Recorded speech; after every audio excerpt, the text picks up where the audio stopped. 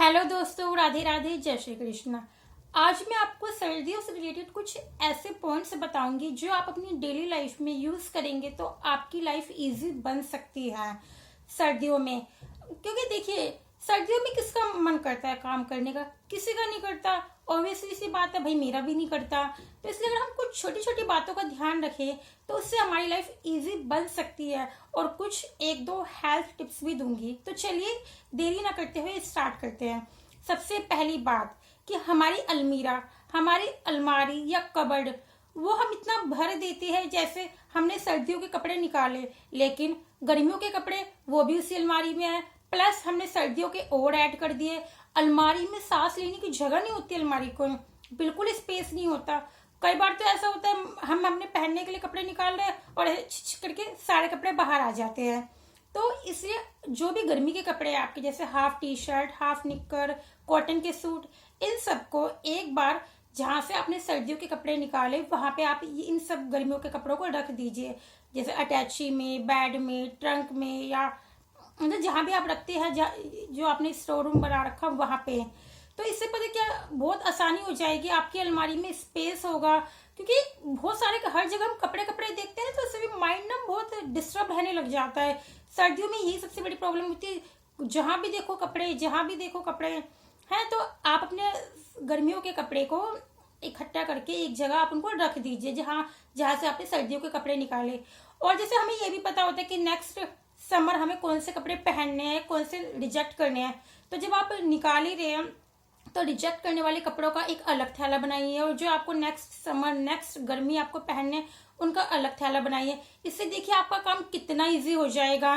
और जैसे जो कपड़े आपको देने हैं, दान देने हैं, या आपको लगता है कि नई बर्तन वाली को देने हैं, या आपको लग रहा है कि ये तो बिल्कुल ही देने लायक नहीं रहे, बिल्कुल ही घिस गए हैं, तो उनको डस्टर बनाना, जो भी करना है XYZ, उनको अलग कीजिए, पहनने वालों को अलग करिए।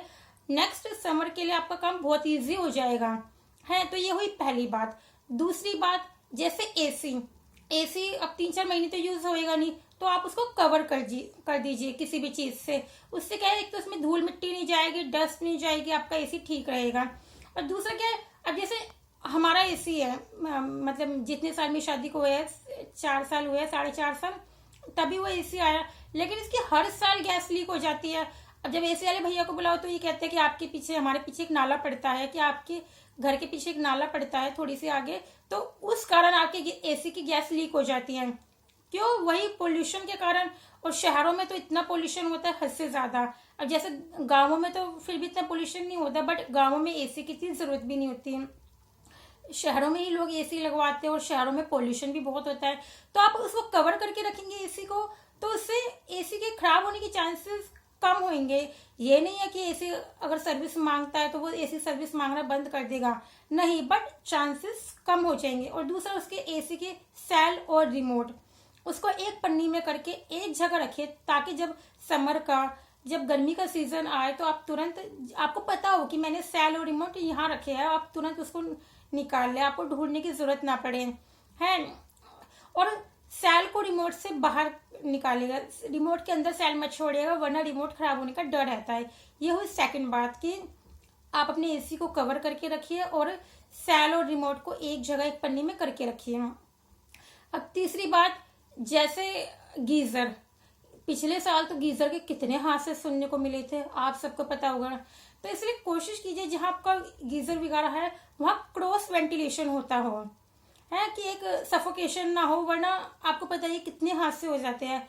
और आप नहाओ तो ना, बहुत ज्यादा गर्म पानी से भी नहीं नहाना चाहिए। कई लोग होते हैं बहुत गर्म पानी से नहाते हैं, उससे क्या होता है, स्किन ना रूखी रूखी हो जाती है, ड्राई हो जाती है स्किन। तो इसलिए कोशिश कीजिए कि नॉर्मल निवाया, जो गुनगुना पानी होता है ना, गुनगुने पानी से नहाएं, कि हल्का सा गुनगुना करके, ज्यादा गर्म पानी से ना नहाए, उससे स्किन रूखी हो जाएगी, शुष्क सी हो जाती है।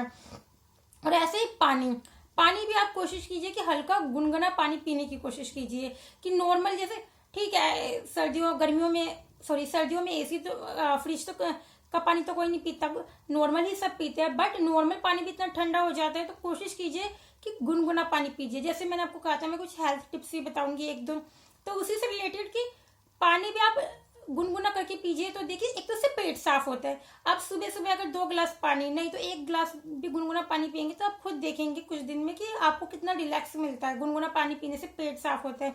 वही उसमें अगर आप थोड़ा सा नींबू डाल लेंगे, काला नमक, तो और अच्छा है, शिकंजी के तौर पे हो जाएगा, आपसे पिया भी जाएगा। क्योंकि गर्म गुनगुना पानी हर किसी से नहीं पिया जाता। अब मैं अपनी बताऊँ तो भाई मैं तो गुनगुना पानी ही पीती हूँ। मैं सर्दी में ठंडा पानी नहीं पी सकती, मुझसे नहीं पिया जाता, तो मैं तो गुनगुना पानी ही पीती हूँ। तो आप भी कोशिश कीजिए कि हल्का गुनगुना पानी पिए और सुबह के टाइम उसमें थोड़ा सा नींबू डाल लेंगे, छिड़क लेंगे हल्का, है तो उससे क्या है कि विटामिन सी भी मिलता है नींबू से। तो वही है ना कि सर्दियों में काम करने का मन नहीं करता, तो उससे थोड़ी बॉडी एनर्जाइज रहेगी, विटामिन सी मिलेगा तो। और कई लोग क्या होते हैं कि खाना तो इतने गरम गरम खाएंगे, जैसे बिल्कुल तवे से उतरते हुए परांठे खाएंगे, तवे से उतरती हुई रोटी और सब्जी इतनी गर्म कर लेंगे, लेकिन पानी वही नॉर्मल, तो वो भी ठंडा गर्म होता है। तो ठंडा गर्म होने से भी आपको बचना चाहिए, परहेज करना चाहिए, तो उसी से तो जुकाम होता है। और जैसे जेंट्स लोग हैं बाहर क्या नाम है सर्विस के लिए भी जाते हैं, जॉब वॉब के लिए, तो लेडीज भी जाती है जो वर्किंग है, तो वही है बाहर जाएंगे, सुबह सुबह का मौसम तो वैसे भी इतना ठंडा होता है, तो वही हमें ठंडे गर्म से थोड़ा सा बचना चाहिए। अब बाहर जाते चलो, और जैसे बाहर जाते हैं तो अपनी नोज को जैसे कवर करके जाए, जैसे कोरोना के टाइम पे हम कवर करते थे, तो उससे वो तो चलो एक अलग बात थी कि एक अलग उस चीज के लिए हम कवर करते थे। लेकिन अब भी अगर हम जैसे बाहर जा रहे हैं अपनी नोज को मास्क से कवर करके जाएंगे तो उससे क्या डायरेक्ट आपके मुंह पे हवा नहीं आएगी, तो जुकाम होने के चांसेस थोड़े कम होंगे। ऐसी खाने पीने में हमें ठंडे गर्म से बचना चाहिए कि गर्म गर्म खाने के साथ हल्का सा निवाया पानी पीने की कोशिश कीजिए। गर्म नहीं, बस ये कि उसकी जो ठंडी तासीर होती है ना, वो ठंडी तासीर जैसे उसमें से निकल जाए पानी में से। ऐसे जो गर्म जैसे खाने होते हैं कि जिनकी तासीर गर्म हो, हमें इस सीजन में वैसे खाना खाना चाहिए। जैसे अगर आप अफोर्ड कर सकते हैं इतना कि आप जैसे ड्राई फ्रूट्स लें, कि ड्राई फ्रूट्स की तासीर गर्म होती है, ऑब्वियसली सबको पता है वो गर्म होते हैं। ऐसे जैसे मूंगफली है, वो ज़्यादा महंगी भी नहीं पड़ती और इस मौसम में सबसे अच्छी होती। लेकिन बस ये देखिए कि बहुत ज़्यादा ना खाए, वरना उससे भी कॉन्स्टिपेशन, कब्ज होने का खतरा रहता है। तो जैसे मूंगफली खाओ, तिल खाओ, ये इस मौसम के लिए बहुत अच्छे होते हैं। ड्राई फ्रूट एफर्ट्स कर सकते हो, जो ड्राई फ्रूट खाओ। एप्पल आती है जैसे इस मौसम में, एप्पल खाओ, पपीता खाओ, पपीते से तो वैसे भी पेट साफ होता है। तो ये हुई खाने पीने की बात। अब इसी के साथ नेक्स्ट पॉइंट, अब जैसे बहुत से लोग होते हैं, मोस्टली देखा जाए जेंट्स नहाते नहीं है सर्दियों में, 2-2 3-3 दिन नहाते नहीं है। अब ये तो बहुत गलत बात है। अगर आप नहाएंगे नहीं तो आप कैसे एनर्जाइज फील करेंगे, कैसे आपकी बॉडी मतलब खुलेगी कि काम के लिए आप एक्टिव होंगे, तो कैसे मन करेगा आपका नहाने का। फिर आप कहोगे कि इतनी ठंड है कि नहीं मन कर रहा। आप एक बार नहाइए, देखिए आपकी मतलब बॉडी कैसे, मतलब नहाने के बाद चाहे कितनी भी ठंड हो, आधे से ज्यादा ठंड तो ऐसे गायब हो जाती है, नहाने के बाद नहीं लगती इतनी ठंड। जब तक हम नहाते नहीं है ना, तब तक ही हमें ठंड फील होती है और हमें आलस आता है। तो इसलिए आप कोशिश कीजिए डेली नहाए हल्के गुनगुने पानी से, और नहाने के बाद में थोड़ी सी देर जैसे कि सनलाइट में जाए, धूप ले। अब ये बात तो है ही, कहते हैं ना जो चीज हमें फ्री में मिलती है ऑब्वियसली सी बात है उसकी कदर हमें कम होती है, हम सबको ही कम कदर होती है। तो सूरज देवता जो हमें नेचुरल मतलब एक विटामिन डी का सोर्स है, हमें धूप दे रहे हैं, सनलाइट दे रहे हैं, तो लोग बाग उसकी कदर कम करते हैं। तो थोड़ी सी देर, ज्यादा नहीं, कोशिश कीजिए डेली आधा घंटा आप धूप में बैठे। बहुत ज्यादा भी धूप में ना बैठे, वरना उससे क्या होता है स्किन बर्न हो जाती है। कुछ लेडीज होती है जैसे 3-3, 4-4 घंटे, अब जैसे घर के बड़े बुजुर्ग होते हैं वो 3-3, 4-4 घंटे धूप में निकाल देते हैं। अब लेडीज है जैसे सब्जी भी धूप में काट रही है, बच्चों को पढ़ाई भी धूप में करवा रही है, या एक दूसरे की जुएं देख रही है तो वो धूप में देख रही है। तो ये गलत है कि इतना भी टाइम आपको धूप में नहीं बिताना, वरना फिर आप धूप से जब अंदर जाएंगे तो फिर आपको वैसे भी मन नहीं करेगा काम करने का, फिर आपको ठंड फील होएगी। तो आधा घंटा आप मतलब सनलाइट में जरूर जाए। और एक होता है कि आप अपने कमरे में है हीटर चला के पूरे पर्दे वर्दे सब कवर करके और जैसे रजाई ढक के हु कर रहे हैं, तो उससे तो आपको ठंड लगेगी ही लगेगी, ज्यादा ही ठंड लगेगी। इसलिए थोड़ी सी देर धूप में जाए, ज्यादा नहीं, आधा पौना घंटा, देखिए आपकी बॉडी कैसे खुलेगी, आपको कितना एक्टिवपन फील होएगा, आपका मन करेगा काम करने का। लेकिन वही अगर ज्यादा देर धूप में बैठेंगे तो फिर वो आलस भी आएगा और उससे स्किन बर्न भी होएगी।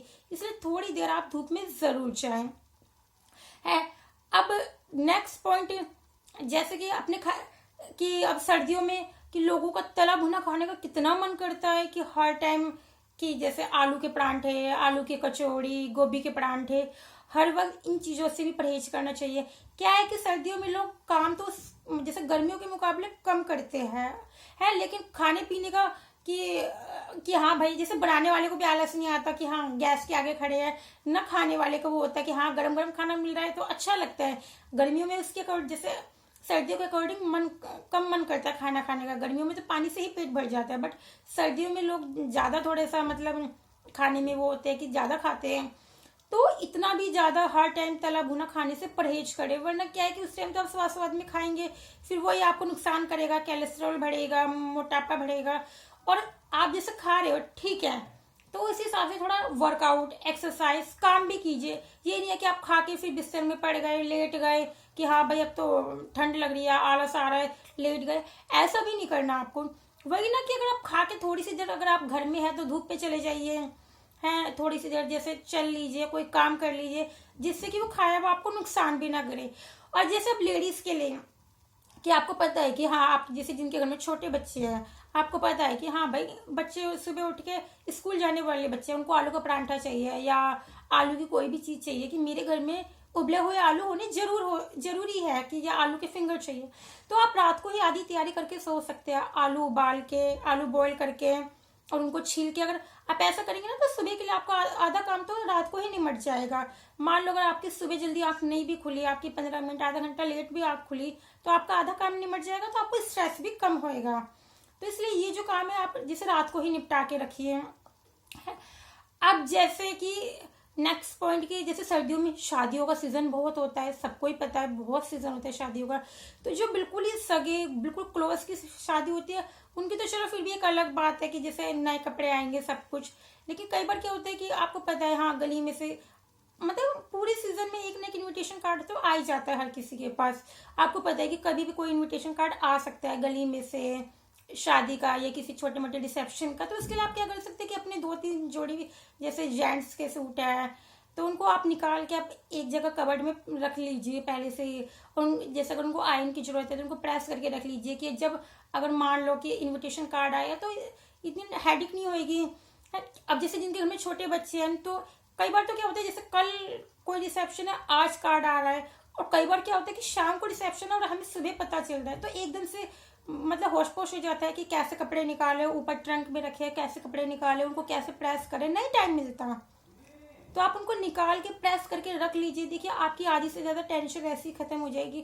तो यही छोटी छोटी बातें हैं जिनका आप अगर सर्दियों में ध्यान रखेंगे।